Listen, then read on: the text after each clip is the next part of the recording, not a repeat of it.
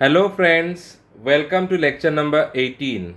In today's class, we'll read about dielectrics. Okay?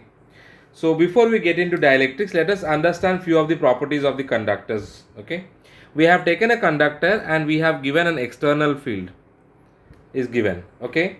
Now we know that negative charges will be induced in this direction, this side of the conductor, and positive on this side. Okay? So at the center, if I want to calculate, my E external is along this direction and the induced electric field E induced will be in this direction. Okay. Now we know that inside the conductor the electric field is going to be 0. So E net is equal to 0. Okay. Now what is E net here? E net is nothing but E external plus E induced is equal to 0. Right. So this we know from the property of a conductor. Followed? But when we talk about dielectrics, this is a dielectric slab we have taken. I applied an external electric field to it. So what will happen inside the dielectric? You will have E external along this direction and E induced along this direction. Okay. So what does the dielectrics do? They have a property that your E net, which is also equal to E external plus E induced, is not equal to 0. You see here, in case of conductors, it is equal to 0. It is equal to 0. But in case of dielectrics, it is not equal to 0. Okay. And most of the time, we find your E external will always be greater than E induced. This is for maximum time. So what we can write here, that dielectrics is a special type of non-conducting substance inside which the net electric field is not equal to 0. Okay, this is what you can define as a dielectric. Okay, now what is the job of this dielectric? This dielectric has got two important things. You see here, suppose I have got two plates of the capacitor, one side is positive, one side is negative. Okay, now if you leave them, they will join to each other, positive and negative plates will attract each other and they will collapse to one single plate. In order to stop it and to provide a support to the capacitor, we introduce dielectrics in between the two plates of the capacitor. So the first job of the dielectric is it provides support to the capacitor. That is the first and foremost job of a dielectric inside the capacitor. Okay. The second important property, which we will read in detail in the next class, but I'm just, why do we require it? It increases introduction of dielectric in the capacitor increases the capacitance. So these are the two important features and two important plus points or benefits by introducing dielectrics in the parallel plate capacitors. Okay. Now what happens because of the insertion of the dielectric? Let us see that. Let us go to the microscopic level. So what we are having two plates like this. We have got two plates. Okay. Inside it, let me introduce a dielectric. So I am keeping a dielectric like this. Okay. Inside the plate, I have kept a dielectric. Now what I do is, since I am going to provide an external magnetic field, so let this be positive. The plates is positive, right? And this side of the plate is negative. That means I have applied an electric field in along this direction, E external. Because of the application of the E external, what happens? There is dipole formation inside the dielectric. Inside the dielectric, the dipole formation is there. Because of this dipole formation, what will be induced here? Negative, positive, negative, positive, negative, positive. Okay, here will be negative, positive, negative, positive, negative, positive. Now, at the end, what picture you get? you will get a picture where you will find only negative charge here, okay, and positive charge here, right? We will have no such dipole formation. So the process by which the process of applying an electric field because of which the dipoles are being formed in the dielectric is known as polarization. So finally in books, what picture you will observe? You will observe this one, okay, just negative positive in this sides, right? Followed. So this is the picture what you will observe, okay. Now what we will do is, this plate will have plus sigma and this plate will have minus sigma. The negative and positive charges inside the dielectrics are induced. So this will be minus sigma I and this will be plus sigma I. Okay. And what is this? This is a dielectric. This is a dielectric. Okay. Now what will be the electric field inside? Inside the electric field will be sigma by epsilon naught. This we know why it is sigma by epsilon naught. Okay. And what will be the induced one? In the opposite direction, the value will be sigma I by epsilon naught. Clear? I hope this picture is clear to all of you. Then what is my E net?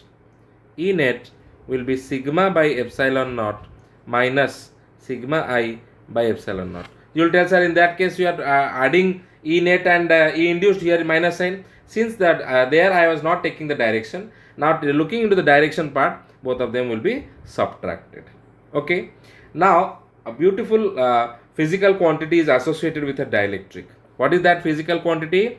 That is called your dielectric constant. Dielectric constant. Okay. And it is denoted by K. And if you remember, in first chapter also I have introduced K to you. Now let us assume that we have got two dielectrics in this manner and we have got an external field of suppose 10 units. Okay. Now inside the dielectric I found 5 units and here I found 2 units. Okay. So from which the dielectric constant of this material K is equal to 2 and here the dielectric constant K is equal to 5. So how can you define then what is the value of K? K you can define from here as E external, the external electric field, divided by the net electric field which you find in the medium, in the dielectric. Okay, that will be your value of K. Now for air, the value of K is how much? E external. Air is also dielectric. Inside the air, E external will be only there.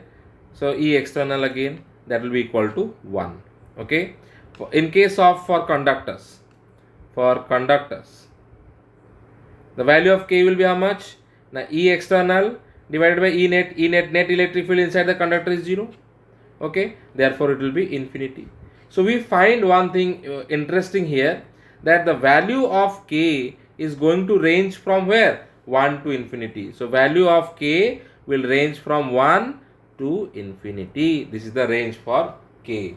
Okay. Now in many books you must have read your water, it is written water, the value of K is 81. What does it mean? Okay. What does it mean? It means that it means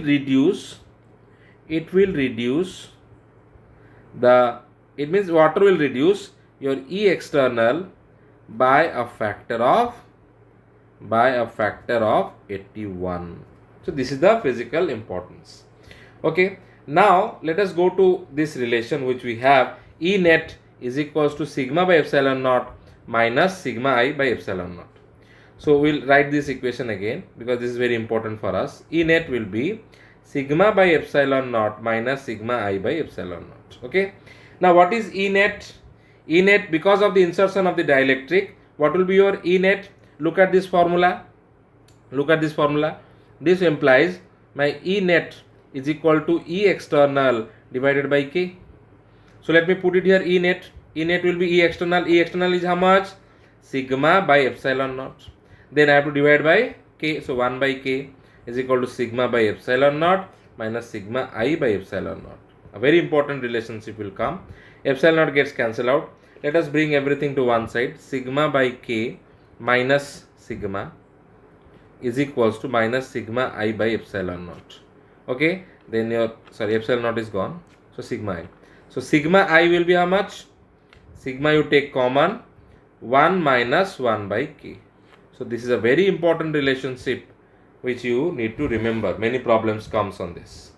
Okay, so I hope you have understood what is the meaning of dielectrics and what is the job of dielectric constant, what physically it means and how it varies between 1 to infinity. All these things must be clear.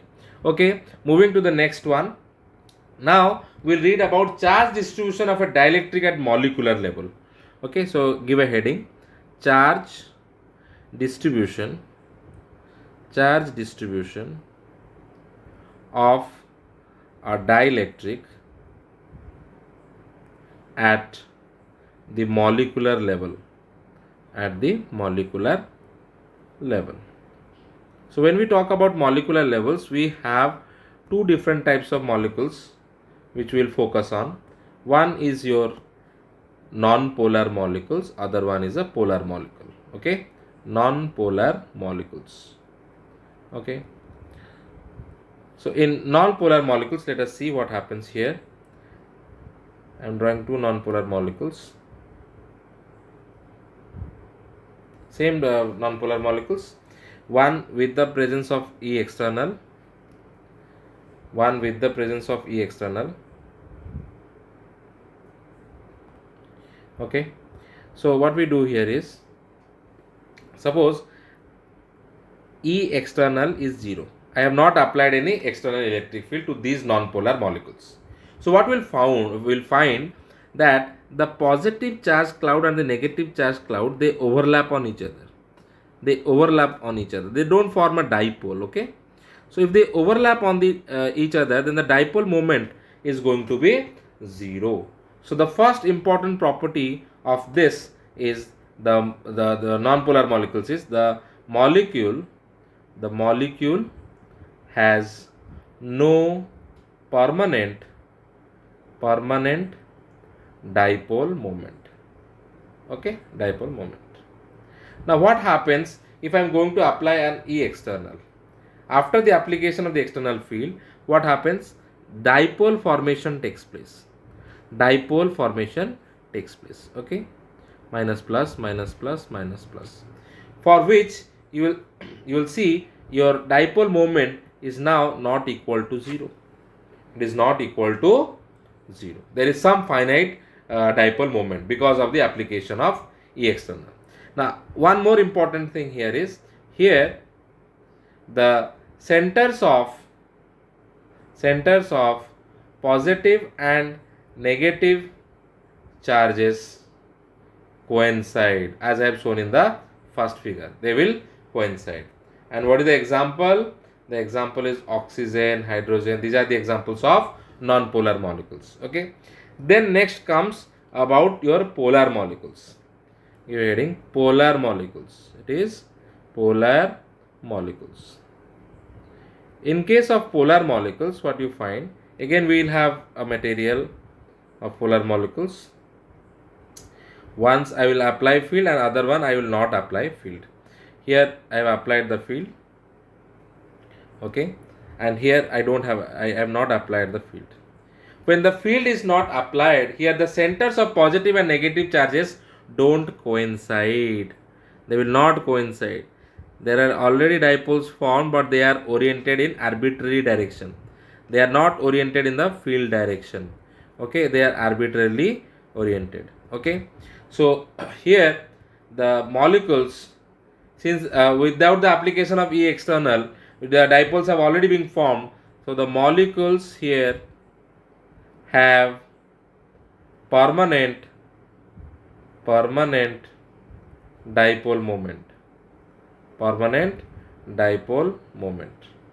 Okay, then what about the centers? Here the centers of positive and negative charges don't coincide. Okay, and the examples are your HCl or water, etc. Now after the application of E external field, these dipoles which are randomly oriented, they will orient in the field direction. They will orient in the field direction. Negative, positive, negative, positive. So here your dipole moment is not equal to 0 after the application of E external. Okay. So this makes clear about polar molecules and non-polar molecules. There are various important aspects of these kinds of molecules which we should also understand. So whether it may be your polar or non-polar molecules, okay, a dielectric develops a net dipole moment, in presence of whom? In the presence of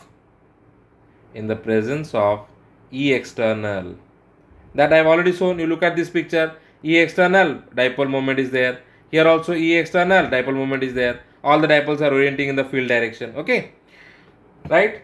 So the dipole moment per unit volume is called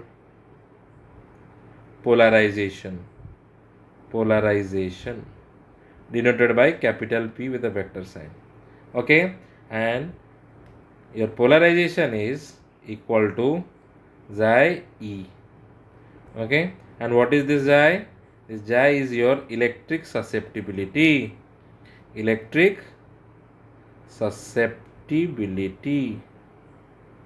Okay, now what this electric susceptibility gives? This electric susceptibility gives us an idea about how easily a substance can be polarized. Okay, how easily a substance can be polarized, right? So this is one of the important formulas. Apart from that, there is another formula whose derivation is not required, but you have to know your dielectric constant is K is equal to 1 plus xi. So 1 plus susceptibility is your dielectric constant. Okay, then after this, the last concept related to dielectric is your dielectric strength.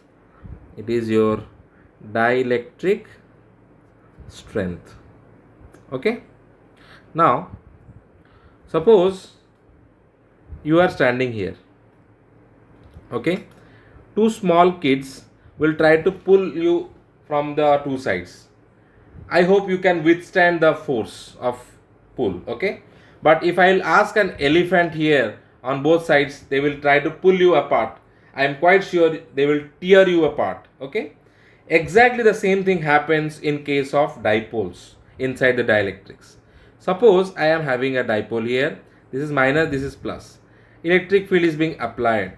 So force will be along this direction, QE for plus Q, and for the minus it will be QE in this direction. Okay, so it is quite obvious that it is trying force. Then if I try to tell you what is the net force, it is quite obvious the net force is 0. Although the net force is 0, but the dipole is going to feel it. Okay, now what I will do is I will go on increasing the electric field. If I go on increasing the electric field, the stress on the material increases. Okay, and at a certain value of E, it will break down, it will tear out. Okay, and that value of electric field is known as the dielectric strength of the material. Okay, so I can define it as the electric field where the dipoles break and charges get leaked out is called the dielectric strength of the material. Okay, now so if I am having two plates like this, I am going to provide a potential difference to this V. So if I want to increase the electric field across these capacitors, then I have to increase the value of V also, potential will also increase. So the value, if I go on increasing the value at a particular value of E, the dielectric breaks down. Okay. Now to get that electric field, I have to increase the voltage. Okay. So I can say the voltage at which the dipole breaks is known as breakdown voltage. Okay. The another term comes, the voltage at which the dipoles break is called the breakdown voltage, is known as the breakdown voltage. Okay. Now if you want to have a relationship, then you will find that your breakdown voltage is equal to dielectric strength into D. And what is D? D is the distance between the two plates. Distance between the two plates of the capacitor. Okay. This is one of the important relationships. Okay. And there are few 1 mark question which comes, a very important one. Remember few things. Your dielectric strength depends only on the material. Remember this. Okay. The second one you should remember, your breakdown voltage, it depends on dielectric strength and dimensions of the capacitor. Okay. So I hope you must have liked the video. Do subscribe my channel, share the video, and any queries you have, you can mail me in the mail ID shown below. Okay. So thank you for your kind patience.